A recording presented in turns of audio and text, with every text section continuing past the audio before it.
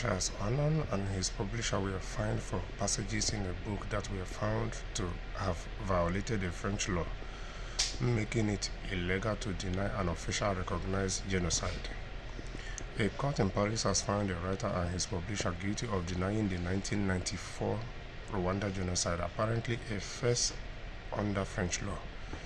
The French-Cameroonian writer Charles Annan, author of Rwanda, The Truth About Operation Chocolate, When the Archives Speaks, and the publisher Demen Series were fined nearly $15,000 and ordered to pay more than $11,000 to three human rights groups that had sued them. Mr. Annan, who could not be immediately reached for comment, and his publisher have appealed. The court on Monday found Mr. Annan and the publisher guilty for their public challenge to the existence of a crime against humanity. In his book, Mr. Annan denied there had been a genocide and denied France's responsibility. The court cited some 19 pages. It said violated French law, making it illegal to deny a genocide that has been officially recognized by France or international jurisdictions. Notably, Mr. Annan wrote that the conspiracy theory of a Hutu regime that planned a genocide in Rwanda constitutes one of the biggest scams of the 20th century. The word genocide is always rendered in quotes in his book. He wrote that to continue to hold forth about a hypothetical genocide planned by the Hutus or PSOD rescue operation of the Tutsis by the FPR, the French initials for the political group known as Rwanda Patriotic Front, which is led by the current president Paul Kagame, is a scam, a hoax, and a falsification of history. So first and foremost, two things are involved in this issue. This French-Cameroonian writer called Charles Annan that has been found guilty, that based on what he wrote denying the 1994 Rwanda genocide, or that he's been found guilty of falsification of history, a genocide that has been acknowledged by France and international jurisdictions. First and foremost, evil is evil. He is totally wrong for denying that which the evidences are everywhere. That's one. Two, this is a case study for Africans.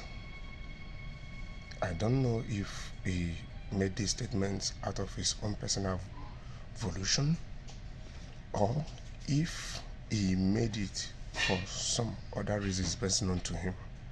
This is to show you that whenever you stand on the part of the colonial masters against your own people, you pay dearly for it. Because now he's been found guilty. But the government that was in France during the 1994 genocide in Rwanda, nobody has been called to any French court. Nobody has been called from that government in any international jurisdiction.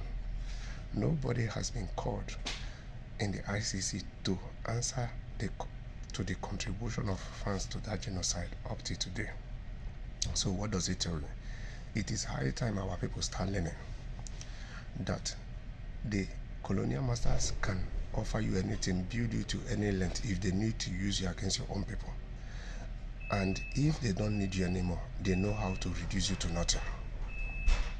Yes. So this is what is playing out.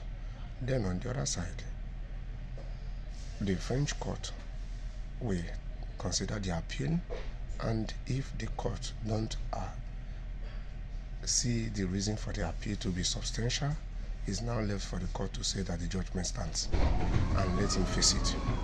That is the truth.